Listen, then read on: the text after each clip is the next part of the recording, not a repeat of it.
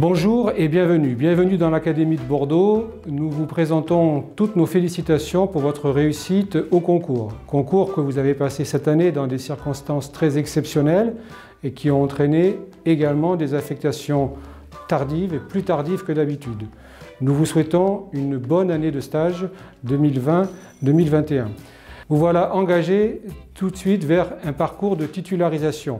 L'an dernier, sur la dernière promotion, 90% des stagiaires ont été titularisés. Cela signifie donc que la titularisation n'est pas automatique, mais que dans la très grande majorité des cas, elle vient sanctionner positivement un parcours de stagiaire en établissement avec l'INSPE et en relation avec la DAFPEN et les corps d'inspection.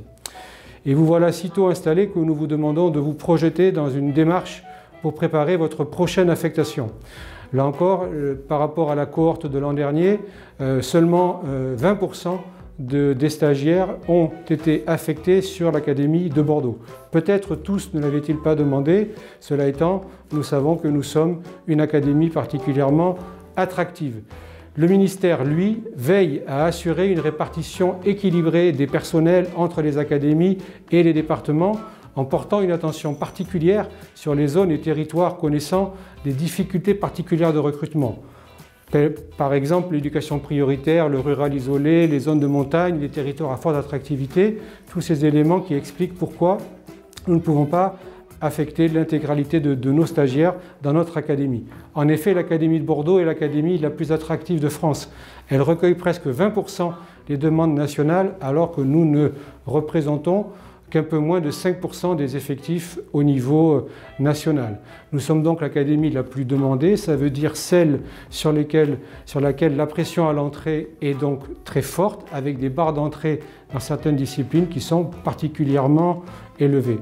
C'est parce qu'il s'agit donc d'un choix compliqué et très engageant sur votre vie future que nous appelons votre vigilance sur plusieurs points.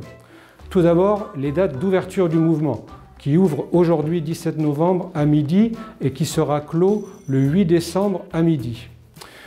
Nous vous demandons de prendre le temps de réflexion nécessaire à ce choix important dans la saisie de vos vœux, avec une réflexion qui implique de bien penser le projet de mobilité.